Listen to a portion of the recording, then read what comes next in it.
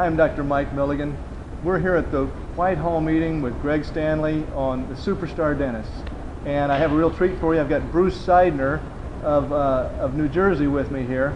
Bruce, thanks so much for being with us. My pleasure. Great. And Bruce just got done speaking, and everybody loved it. He's got a great story to tell. So Bruce, why don't you start telling us about, how you started in dentistry and when you got involved with Whitehall and how that has helped your practice.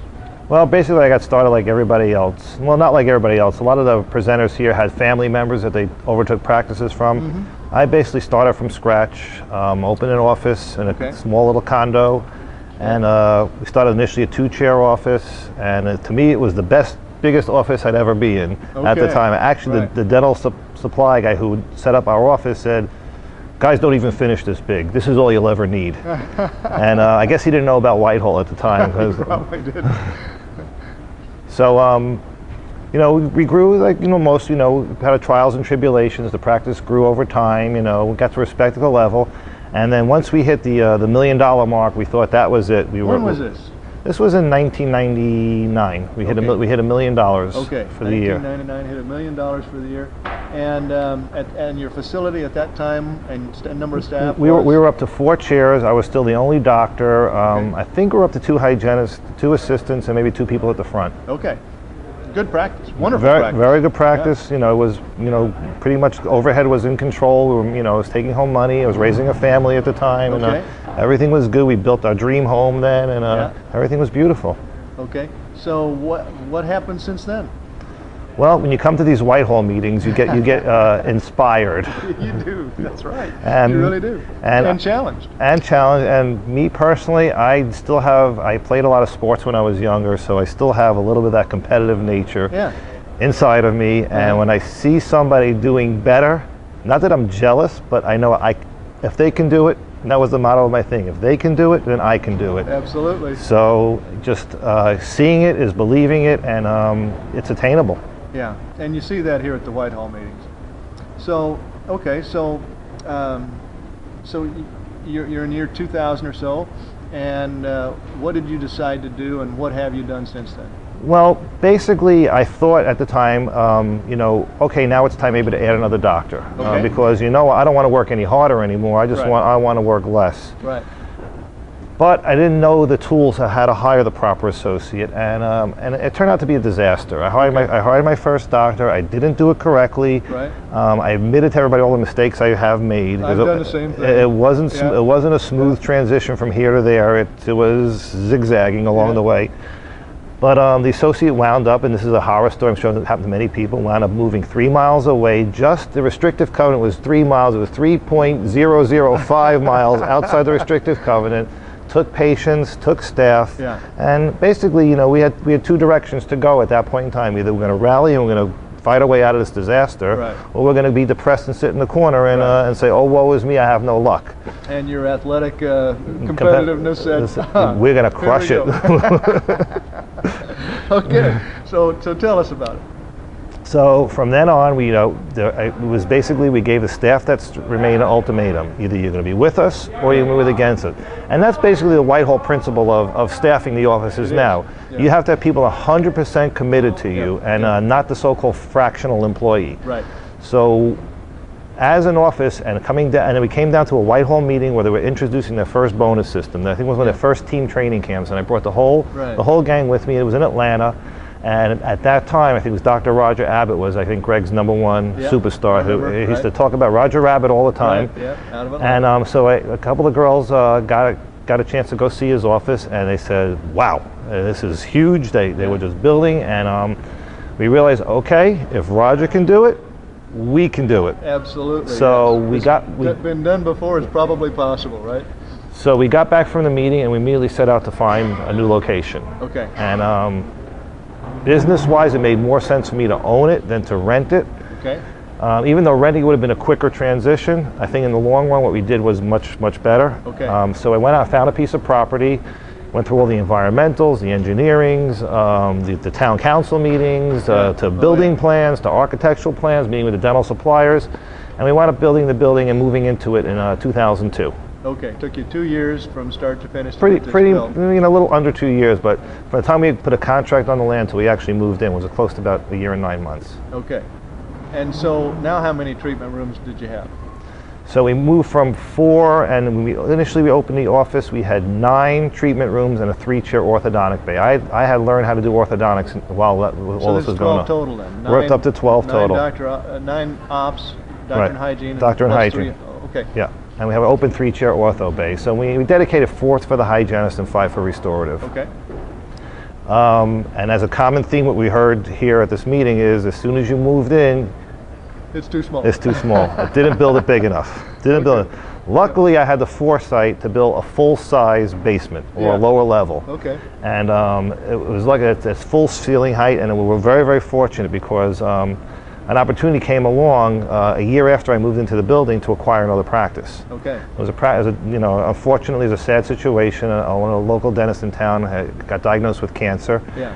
And he really wanted out of his practice in a hurry, and I did everything to accommodate him. I got the deal from start to finish closed in under 30 days. Wow, wow. And we got him out, and well, now your overhead must really gone up when you moved from that smaller office to the larger office. So did your take-home pay reduce, or were you able just quickly to increase your production to cover that when you moved from the old to the new office?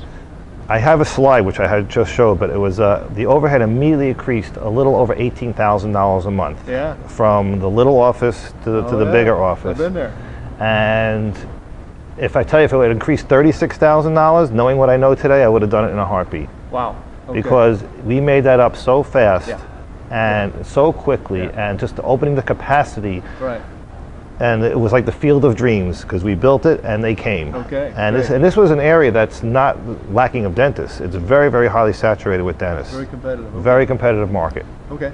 All right. So then you acquired this other practice, and then you hired an associate doctor?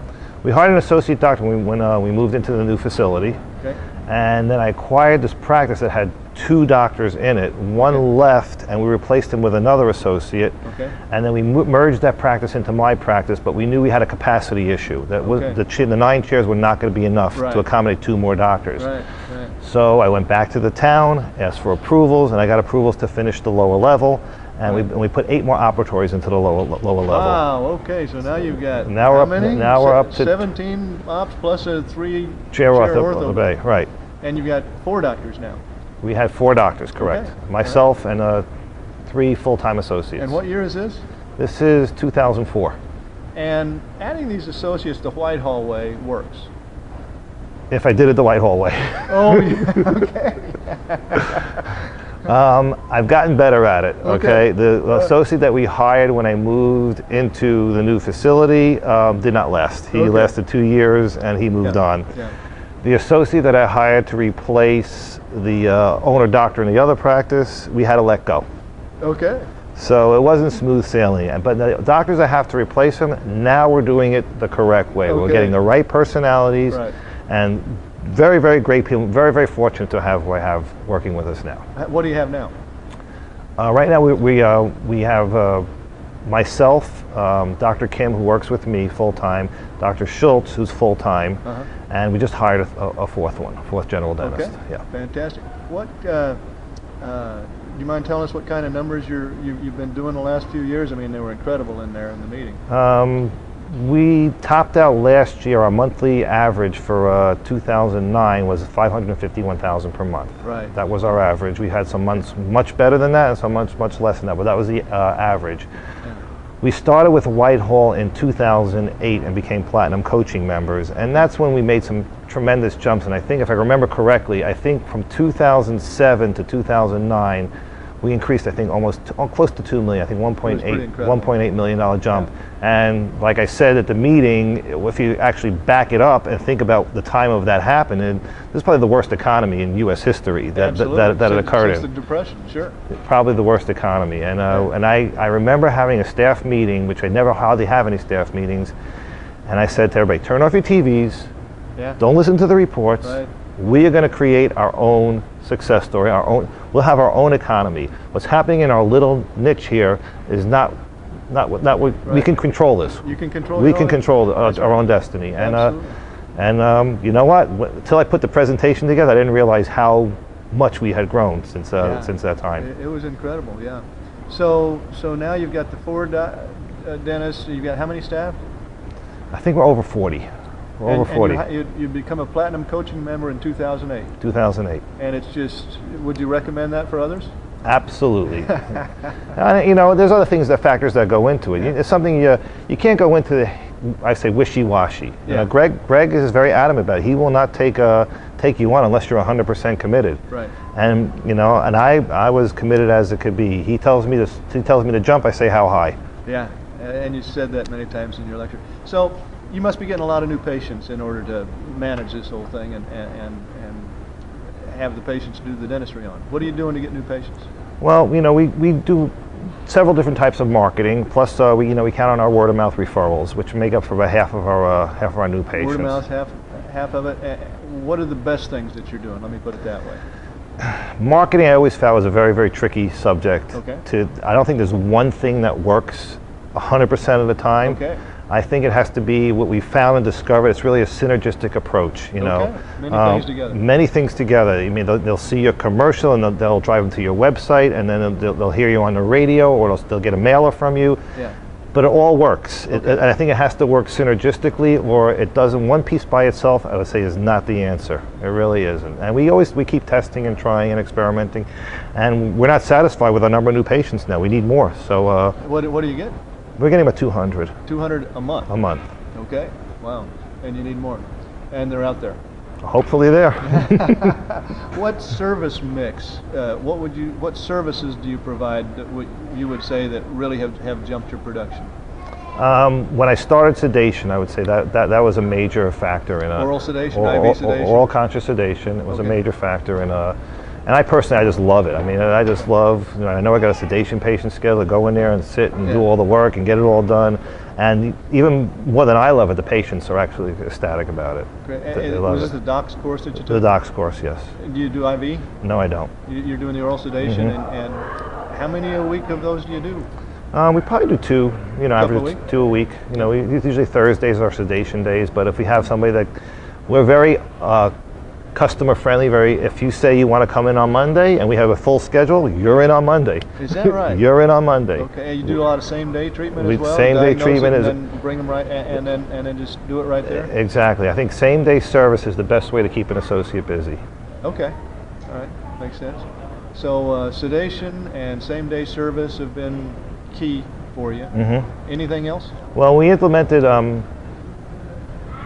we went to, I think in 2009, we went to free new patient exam and x-rays in our marketing. Okay. And we went to same day service. And the other key factor was we started bonusing the front desk people on their new patients that they booked.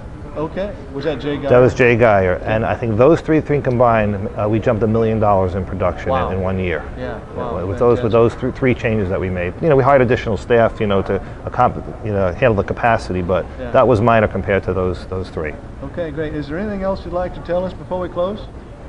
If you're interested in what Greg says to you, he always makes a point of asking the doctors, now that you have this mega machine, you must be stressed out to the max. You must be pulling your hair out. How do you sleep at night? You know, you have this tremendous responsibility and all this overhead. And it's never been easier, frankly, myself. I personally am only working maybe 3.5 days tops. I go in, I see my patients, and I go home. David Ahern commented before, like, he was born to be an associate. This is like being an associate. You don't run anything anymore. It's all out of your hands. The staff does everything. Yes, I am the CEO overseeing the whole operation, but very, very, very, very rare do I have to actually step in and say, you know, this is a problem. It's totally under control, and the girls do a wonderful job. And I think the sky's the limit. We'll probably be doing a lot more in the years to come. Wow, fantastic, fantastic. Well, Bruce, thank you so much for being with us. Appreciate it. Great.